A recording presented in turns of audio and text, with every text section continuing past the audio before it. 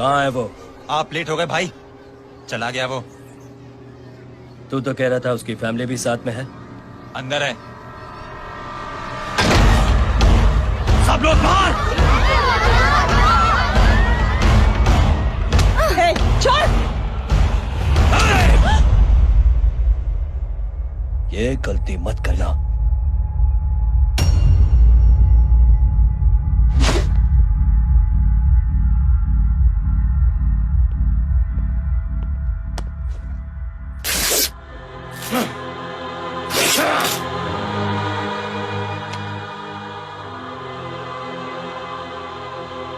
बोला अपने भाई को फोन करके।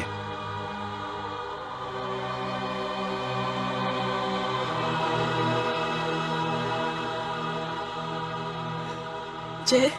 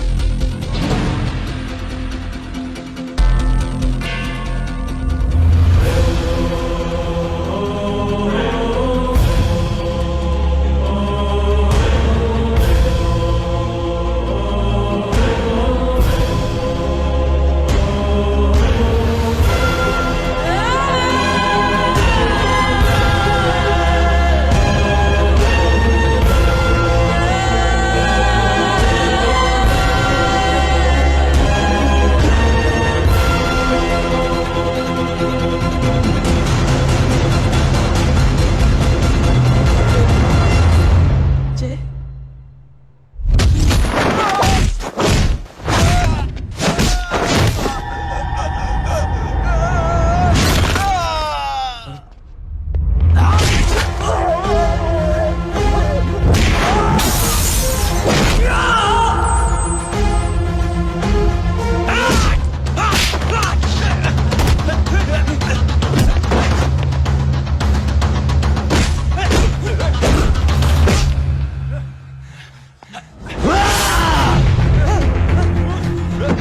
पकड़ो साले को। आता है, आता है।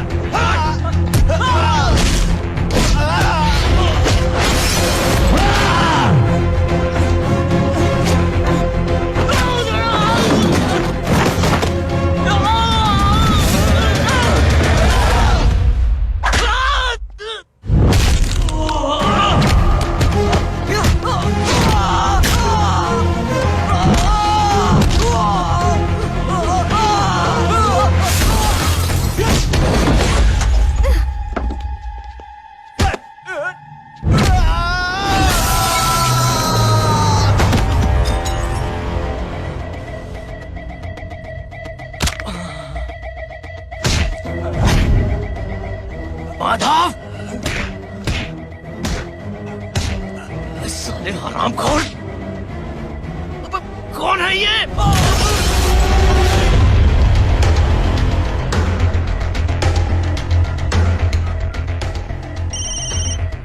हेलो। हेलो, बारिक बोल रहा हूँ भाई।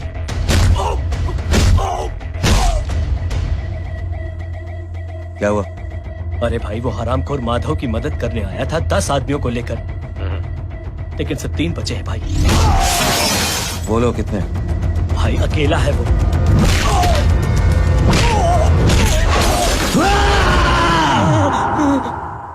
ये क्या था? भाई जानवर है, जानवर। नोच रहा है, पागलों की तरह काट रहा है लोगों को। तू जहां पर भी है उसे अपने पास वाली पार्टी ऑफिस तक पहुंचा दे। उसकी चिल्लाहट को चीख में बदल देंगे। कोशिश करता हूँ भाई। हाँ।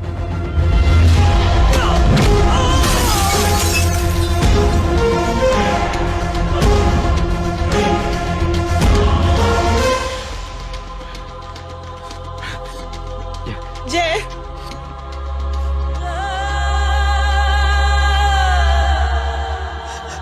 तुम घर जाओ।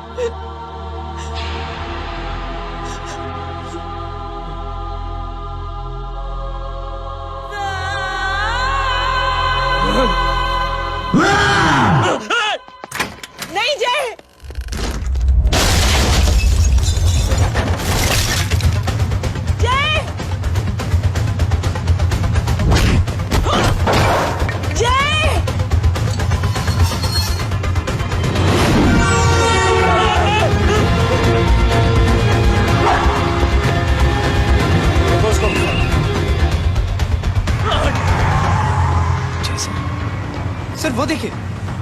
अरे क्या देखे राजपूत साहब, ना कोई कांड हुआ है ना एफआईआर हुआ है। अरे कुछ होने तो दो, फिर ना फायदा होगा। जिंदगी में अगर तरक्की करनी है तो नो एंट्री और सिग्नल के बाद खड़े रहना सीखो। पहले खड़े रहोगे तो सिर्फ हाथ मलते रहोगे।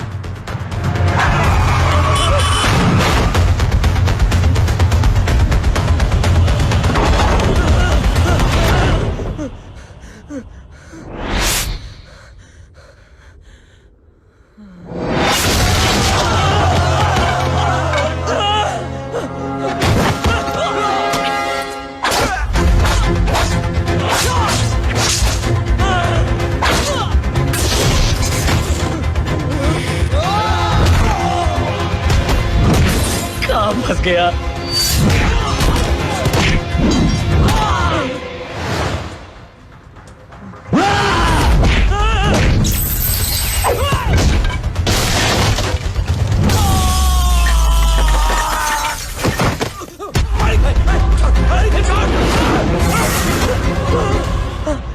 कौन हो तुम?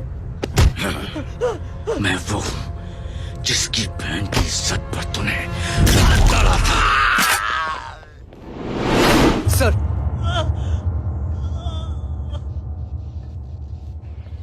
देखिए, मेरा भाई कोई गुंडा नहीं है, बल्कि उसने तो फौज में रह के देश की सेवा की है। मैडम, इन्हें अंदर करके हमें बिल्कुल अच्छा नहीं लग रहा, पर क्या करें, कानून से बंधे हुए। मैडम, एफआईआर दर्ज हो चुकी है, गुनाह दाखिल हो चुके हैं। अगर अब हम इन्हें छोड़ते हैं तो हमारी नौकरी खतरे में पड़ सकती है। ऊपर से बहुत सारा प्रेशर है। मेरी सिर्फ इतनी सलाह है आपको कि अच्छे से अच्छा वकील करिए आप। जल्दी से जल्दी इन्हें जमानत दिलवाइए, वरना मंडे तक इन्हें यही रहना पड़ेगा। Sorry madam.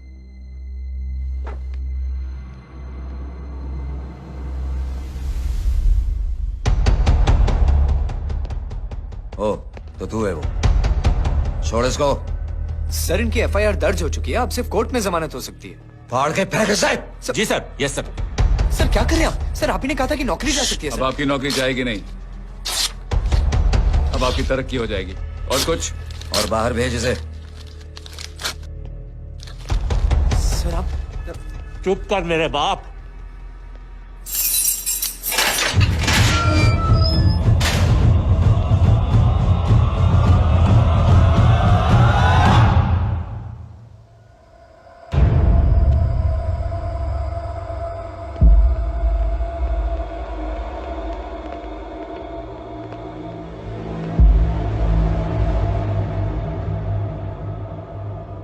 तूने मेरे आदमी का हाथ तोड़ा, अब मेरे आदमी तुझे तोड़ेंगे। यस।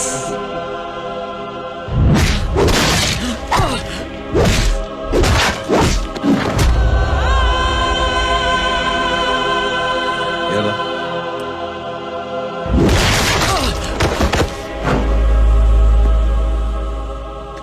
नहीं। उठ।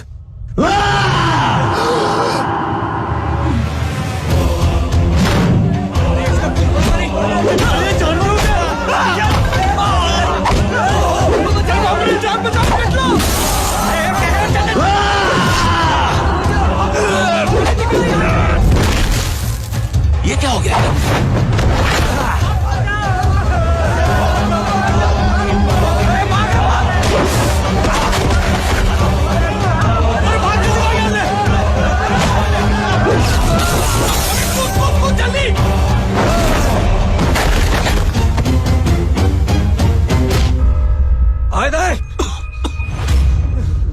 चल निकल।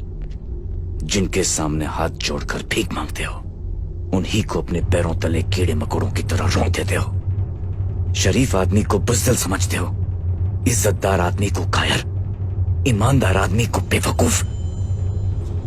आम आदमी सोता हुआ शेर है, उंगली मत कर, जाग गया तो।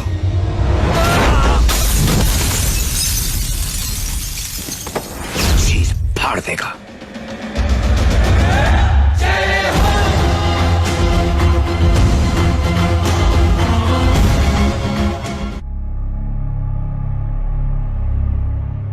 इसके तेवर देखकर तो नहीं लगता है कि ये मुझसे माफी मांगने आया है।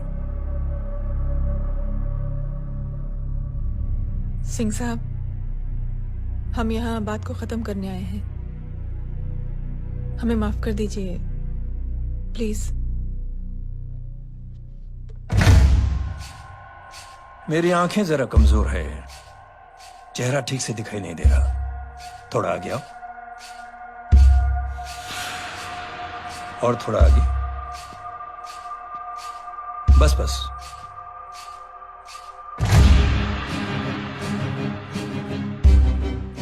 अब अपनी दाएं तरफ जाओ।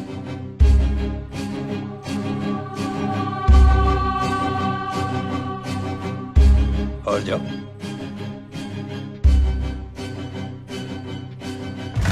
बस बस, रुक जाओ, थोड़ा आगे।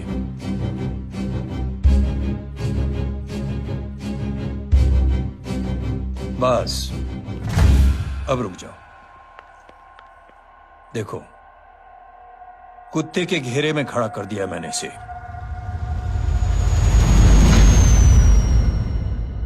अब तो तुम खुश हो? नहीं पापा, जिस तरह सबके सामने इसने आपकी दामाद की बेइज्जती की है, उसी तरह सबके सामने इसकी बेइज्जती होनी चाहिए। चलो ठीक है, तुम भी अपनी भड़ास निकाल लो। जाओ।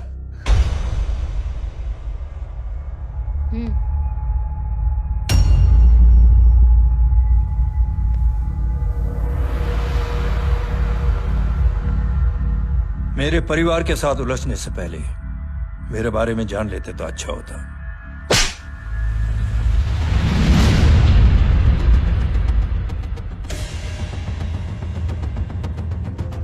एक पत्रकार ने हमारे खिलाफ बहुत गलत लिखा, बहुत गलत। हमने उसके हाथ कटवा दिए।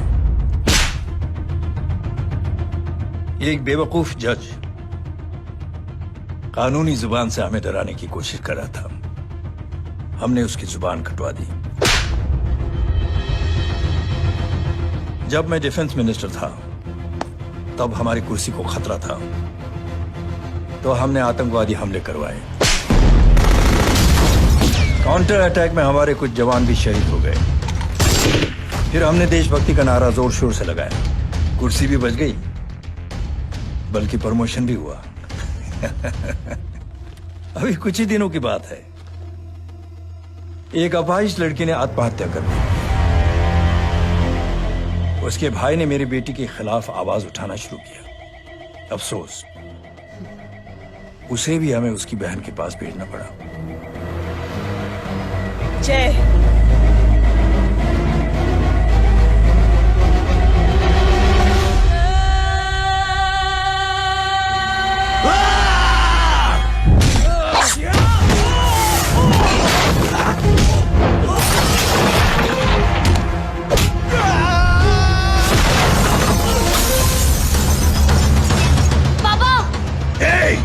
छोड़ो उसे। I said release him. छोड़ो उसे।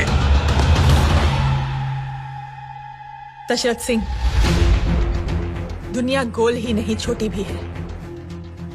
तो जैसे कमीने लोगों की हरकतों की वजह से हम जैसे आम लोगों को बहुत तकलीफ होती है, जिसका तुझे अंदाजा भी नहीं है। लेकिन इस बार तू गलत जगह भिड़ गया। आज के बाद अगर कोई भी कुत्तागिरी की ना, तो मेरा भाई तुझे कुत्ते की जगह खड़ा ही नहीं करेगा, बल्कि कुत्ता बना के छोड़ेगा।